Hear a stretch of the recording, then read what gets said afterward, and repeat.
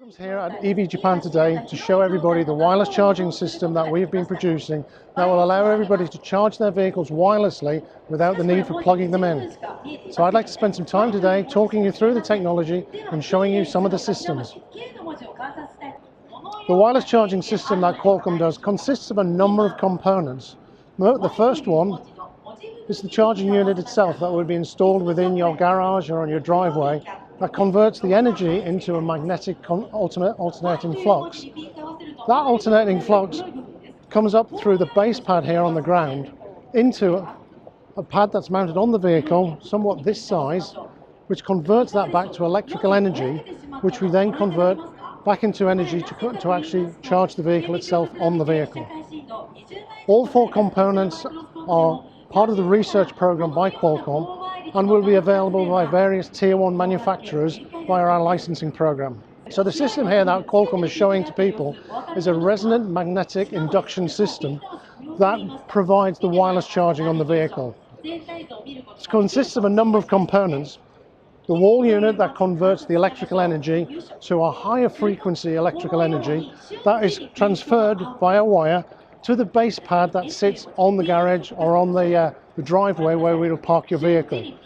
We convert then the electrical energy to an alternating magnetic flux, which is then picked up by an on-vehicle pad, somewhat of this size that I'm holding here, that then converts this back to electrical energy.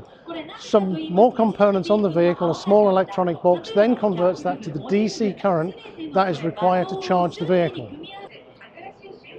We were showing the Bmw i8 pad. So this is the size of the vehicle pad that is fitted to the BMW, providing the charging system on that.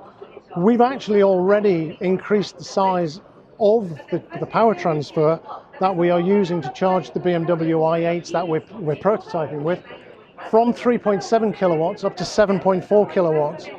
We did that with a pad size increase, but also continue to evolve our technology change. So behind us on the wall, you see the various vehicle pads that we're manufacturing and making available for prototypes for the Tier 1s and the OEMs to look at. These are actually the physical size, normally not clear, but we've made them clear so people can see through them, see what we actually have within them. Gives you an idea of the weight and size they are, but on the wall behind us, we actually have the physical weights and sizes of the current pads that we're currently playing with in our research programs. Qualcomm has been talking to lots of Tier 1s around the world for how they can introduce this technology to the OEMs of their choice via our licensing program. So the license program works at both sides of the program, the Tier 1s that sell to the OEMs, but we also work with the EVSE manufacturers that are really built on the infrastructure side of things as well. So if a manufacturer wants to only produce one aspect of the components, deal maybe on the car side only, they can do that. If we have EVSE manufacturers that want to develop the program that sits on the infrastructure side, we can work within that as well. Or if the OEM wants to work with one component provider to provide all the aspects, again, we can do that. The great thing about issuing a licensing program for these kind of technology is the flexibility that the OEMs and the Tier 1s can get out of it. Although we've been talking a lot about just the electronic components that we provide for the system here, Qualcomm approaches it from a complete system design perspective. We look at all aspects of it. As we talked about, we look at it from the on-car electronics, but also the infrastructure electronics. We also look at all the safety systems that go around the environment as well. Communications. We work very closely with the standards bodies to ensure that the technology is standardized, which allows other people to become involved with it. We spend a lot of time talking to government regulators to help the government regulators understand how the technology will change things like their inner city designs going forward, so that we don't get street hardware appearing back on the street signs where they've spent years getting our streets and cities looking clear and clutter-free now.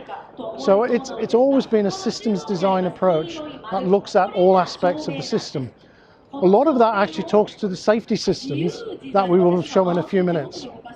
As we talked about the electronics components that are on the vehicle to do with wireless charging, Qualcomm always does a lot of research as well in the ancillary systems that wrap around a true wireless charging system that would be required.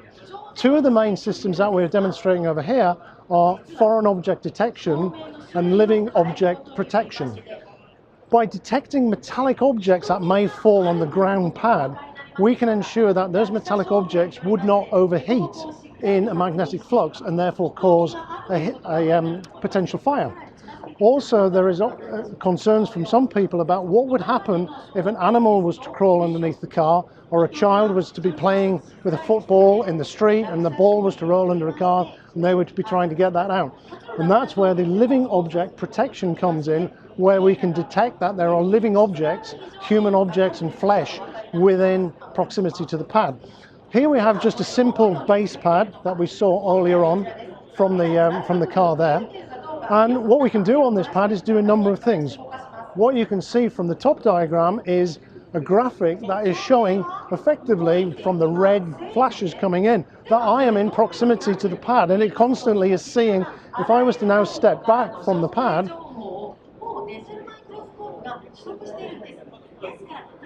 you'll see I've pretty much disappeared from the system and it would then start charging. As I approach the pad again, it knows I'm in the area and would therefore cut off charging, send a message to my smartphone that my car is no longer charging, and I could then go back to the car to find out.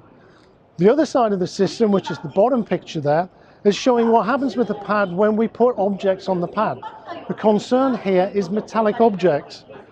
So if I was, as I got out of my car, was to drop my metal pen and it was to land on the pad, you will see that the pad has actually detected there is a metal object on the pad, and again I would have immediately turned off charging.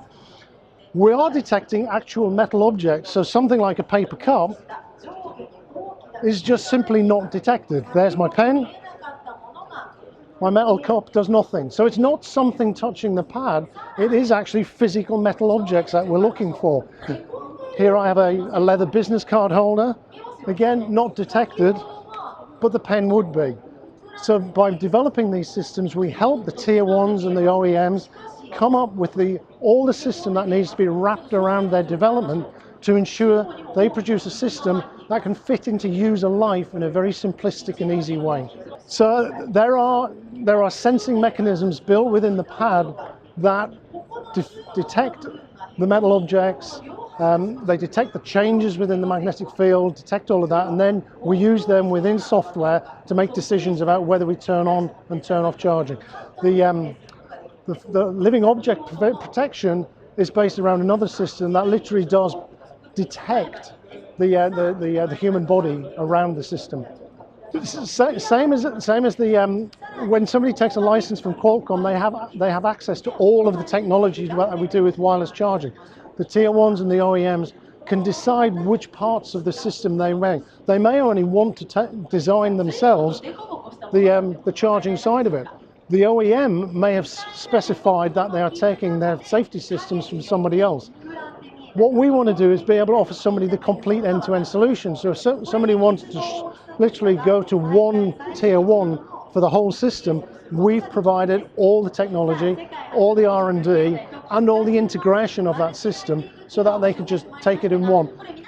As well as getting the license from us, access to our knowledge, we would then do a technology transfer to them where we teach them everything we have learned about these systems.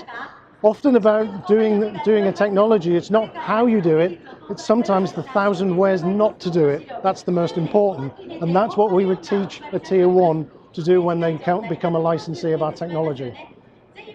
So the very, very important thing about any technology that is going to see mass adoption in a world is standardization.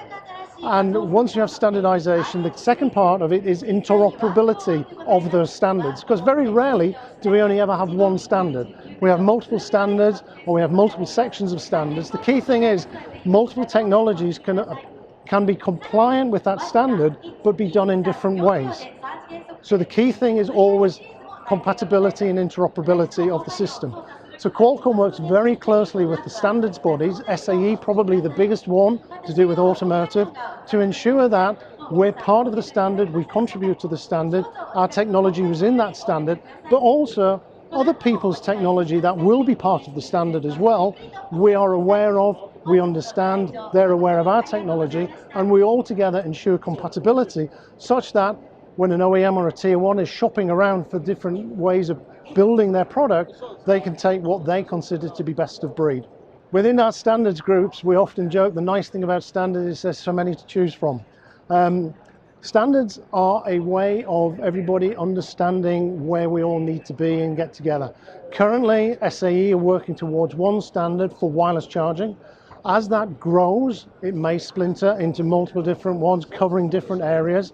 We may see standards appearing for safety standards for the wireless charging themselves, but currently at the moment it's all fixed under one umbrella standard. So we will see how that grows and evolves as time goes by. Key thing to be part of the standards creation and be part of the standards contributions going forward. I don't think in the world today de facto standards really have a place, an existence. No one company has all technology answers, and therefore when you go to a standards group and everybody contributes equally, we can take the best of knowledge from multiple people and multiple companies around the world. If you think about where Qualcomm's history has been, the mobile phone, the great thing is we can get off an aeroplane anywhere in the world. We can make a telephone call immediately, and that is because everybody, and there has been thousands of companies involved in writing and working with the 3G standard, the 4G standard, and 5G standards going forward. Everybody has been able to contribute their bit of knowledge to make the best technology that we all use on an everyday basis. Everybody has seen in the world where what has happened when we haven't followed standards or we've seen standards fracture.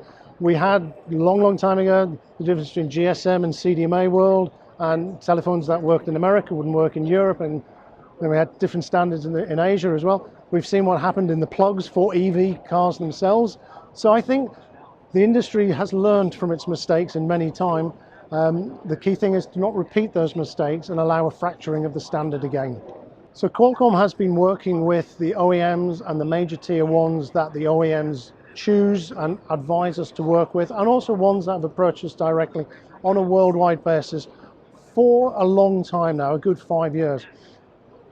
Part of our major focus has been the Japanese marketplace. The Japanese marketplace is a key fundamental one, both from a Japanese market alone, but also a worldwide environment. Their cars are available worldwide.